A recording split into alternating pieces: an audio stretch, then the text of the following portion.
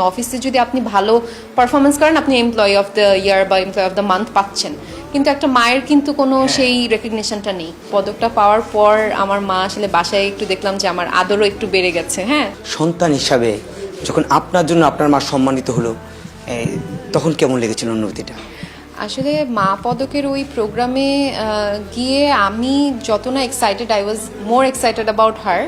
কারণ আমার মা এই প্রোগ্রামে যাওয়ার অনেক দিন আগে থেকেই যখন এটা শুনলেন তিনি যাচ্ছেন, তিনি খুবই এক্সাইটেড ছিলেন এবং কোন শাড়িটা সে পরবে বা কখন আগে যেতে হবে, টাইমলি যেতে হবে, এগুলো সব কিছু নিয়ে সে খুব এক্সাইটেড ছিল। তো আমার তখন থেকেই ভালো লাগছিল যে আমার মা এত বেশি এনজয় করছে পুরো প্রসেসটা। আর স্যান্ডেলিনা সো রূপচর্চায় আভিজাত্য।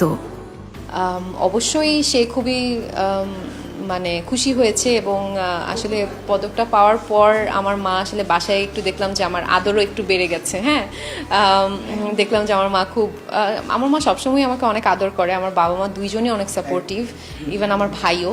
সো আমি খুবই লাকি, কারণ ইউজুয়ালি হয় কি যে রেকগনিশনগুলো তো আমরাই পাই, কিন্তু এই যে বললাম যে কস্টিউম গুলো আম্মুই করছে বা আমার কোনটা কখন কি লাগবে, আমি সিক হয়ে গেলে যে আমার টেক কেয়ার করা, মানে এত যে ভালোবাসা সে দিচ্ছে পর্দার পিছনে, সেটা কিন্তু তার কোনো রেকগনিশন নাই। আর আমার মনে হয় যে একজন মা এত দায়িত্ব পালন করে কিন্তু তার দিন শেষে কখনোই রেকগনিশন থাকে না। কারণ আপনি দেখেন অফিসে যদি আপনি ভালো পারফরমেন্স করেন আপনি এমপ্লয়ি অফ দ্য ইয়ার বা এমপ্লয়ি অফ দ্য মান্থ পাচ্ছেন, কিন্তু একটা মায়ের কিন্তু কোনো সেই রেকগনিশনটা নেই।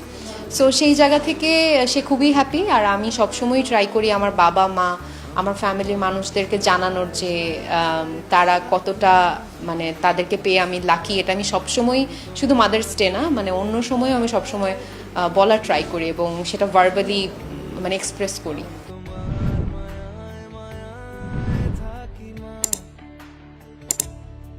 আমি তোমার